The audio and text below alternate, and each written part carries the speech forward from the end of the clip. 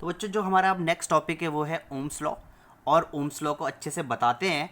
तो क्वेश्चन ये अराइज होता है इस पे, सबसे पहले सब जो मोस्ट इंपॉर्टेंट क्वेश्चन और हर बार आपके एग्जाम में पूछा जाएगा वो है what is Ohm's law and derived it.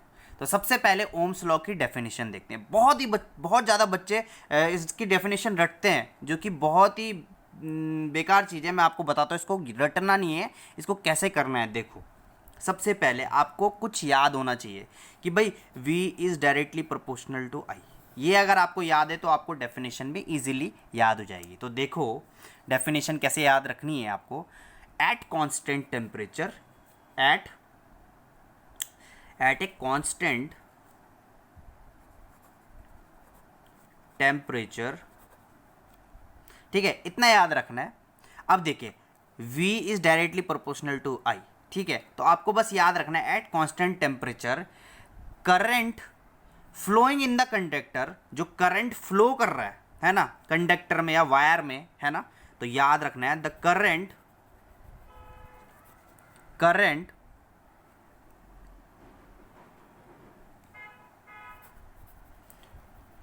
Flowing in a wire और ए कंडक्टर, जो जिससे करंट फ्लो कर रहा है ना, at a constant temperature current flowing in a conductor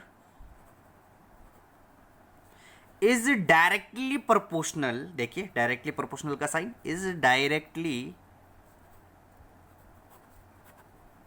proportional. देखो v is directly proportional to i और i is directly proportional to v। तो देखिए at constant temperature the current flowing in a conductor is directly proportional to the potential difference. v क्या है मेरे पे? Potential difference. To the potential difference applied across its ends। देखो कितना easy definition है ये। At constant temperature the current flowing through the conductor is directly proportional to the potential difference across its ends. इसके ends पे potential difference applied होगा। तो देखिए कितना इजी ये ओम्स लॉ है। अब इसको डिराइव भी कर लेते हैं। अब आपको पता है कि भाई v is directly proportional to i होता है ना, कि भाई current is directly proportional to the potential difference, है ना। तो v is directly proportional to i। अब इसको हम डिराइव करते हैं, जरा इसको नेक्स्ट पेज पे हम डिराइव करते हैं। तो देखिए v is directly proportional to i, या पोटेंशियल डिफरेंस या current is directly proportional to i।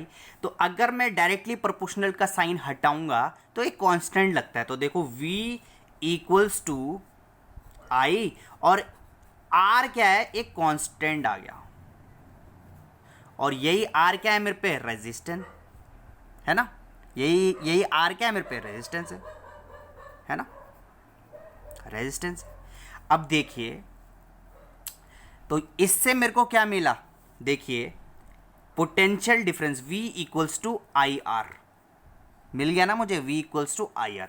तो देखिए ये मैंने डिराइव भी कर दिया।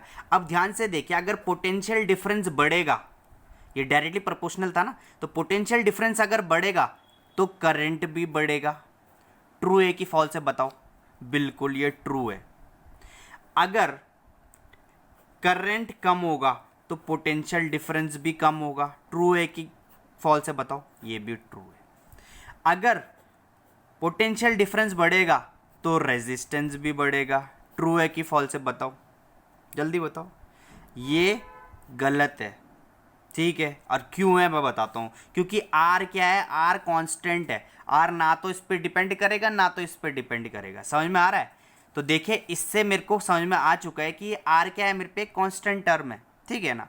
तो V क्या आ जाएगा मेरे पे? V equals to I R. समझ में आया?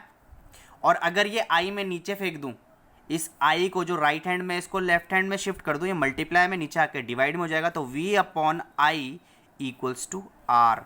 तो देखिए रेजिस्टेंस क्या हो गया? Potential difference, volt potential difference upon current मेरे पे क्या हो जाता है? रेजिस्टेंस हो जाता है। और बच्चों बहुत important, SI unit of resistance क्या होती है? वो होती है ओम, और उसका साइन ऐसा होता है, ऐसे, ठीक है। तो ये क्या होगा? SI unit of resistance is ohm. ठीक है। तो देखिए बहुत ही इजी केस था ये, है ना। हमने अभी क्या किया, ओम्स लॉ और उसको डिराइव भी किया, और उसका एसआई यूनिट क्या होता है, ओम होता है रेजिस्टेंस का, है ना। तो अब हम नेक्स्ट टॉपिक देखते हैं।